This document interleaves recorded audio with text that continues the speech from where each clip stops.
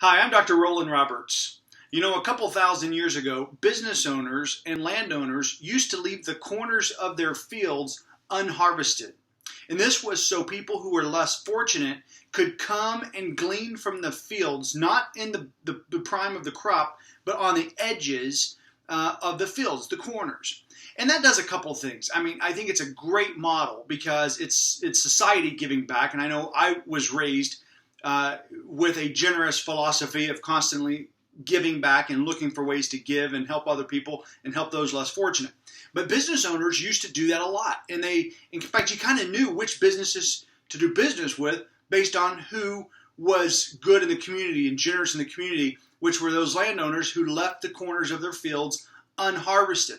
Now, what's interesting about that is they didn't harvest it and then leave it on the ground. They actually left it there for people to have to come and harvest. So they still had to be there at sunup, and many times was there to sundown just to be able to work and earn the food that they took back home. And I think that really gives dignity to the less fortunate who are wanting to work for their food but don't have other means to do so. So I think it's a great model. What I want to share with you today, though, is what this one businessman did that we have an account and a story about. His name was Boaz, and he was very wealthy, had a large enterprise, and he was one of the good ones. He left the corners unharvested so people could come and glean. And so one day he saw a young woman that caught his eye as he's going through his fields and his property, and he sees something very different. And a lot of times, especially back then, it was the man of the house that would go do the work and harvest the grain or wheat, barley, and bring it back. So to see a woman in the field, number one, was a little bit, it was different in his fields. And then at the same time, this was an older lady and then a younger woman that was with her. So even if he had seen the older woman before, he had never seen this young woman before. And so as he watched her, he was impressed. He was prompted to bless her, to do more for her, beyond what he does for everybody else. And so what he instructed his men, I mean, among other things, he finally told this young lady named Ruth, he finally said, look, if you're ever thirsty, you come have water with me. If you're hungry, you come dine with me. But at this point, what he did was he told his men, all of his employees, he told them, he said, if you see her and if she's coming too far into the field, do not rebuke her. Do not admonish her. Do not punish her if she ventures off too far into the fields. Because, I mean, a lot of times you can imagine how people would push the boundaries of what those corners were, the 10% that the business owner gave back. You can imagine how they would push that boundary. And so he said, look, with her, do not rebuke her. If she comes into there, leave her be. Let her alone. But then there's three words that always catch my imagination in this story. And it's the final directive he gives his employees, his staff. He says, now what I want you to do is I want you to drop handfuls on purpose. Handfuls on purpose. So it went from just let her glean wherever she wants to glean and harvest from to I don't even want her to have to do all the work of shucking the plants and the barley and the wheat and the corn.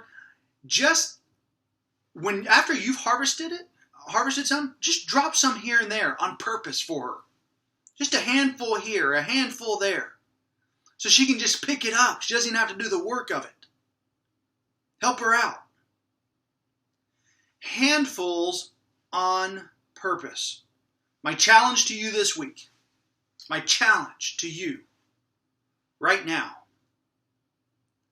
look for opportunities this week, today, where you can drop handfuls on purpose. You may be the most generous person alive. You may be more giving than any human has ever been before. That's great. My challenge is, what can you do Not for everybody, for one person, for somebody. How can you pour into them, speak into them, bless them even more by dropping handfuls on purpose? What does that look like for you?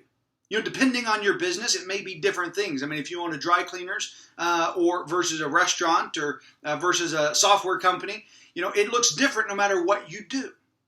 Maybe you just wake up and go to work and come back home and you're like, I don't know what I can do to bless someone like that or to leave handfuls on purpose. Let me tell you, every single person has the ability, if they will get creative and if they have the desire, to leave handfuls on purpose. It is intentional. It is strategic. And it's not just going to come to you. You have to think about, what can I do to invest more into someone or into someone who comes across my path that I normally would not invest in. That happened to me last week. And this story had already been on my mind, and I was having to do a lot of soul searching, like, you know, I just don't know how. I don't know what that looks like for me. I don't know what handfuls on purpose looks like. And there was a couple people that I normally would not have met with. It just wasn't, it's not in the wheelhouse. It's not strategic. There wasn't a reason, and I'm very careful with my time. And I was prompted to just meet with them. You know, they asked for it. They risked, and that normally doesn't, you know, make a difference because I'm responsible for what I do with my time and the people that I meet with and the obligations and responsibilities that I have. But I was just prompted that, you know, with my time, I can do handfuls on purpose. They never would have gotten that time if I did not do it to leave handfuls on purpose. You can be intentional about being generous with certain things that are your gifts and your talents, or that are your possessions that you're just managing and a good steward of. So whatever it is, what is it for you? What does that mean to you? What does it look like for you to leave handfuls on purpose?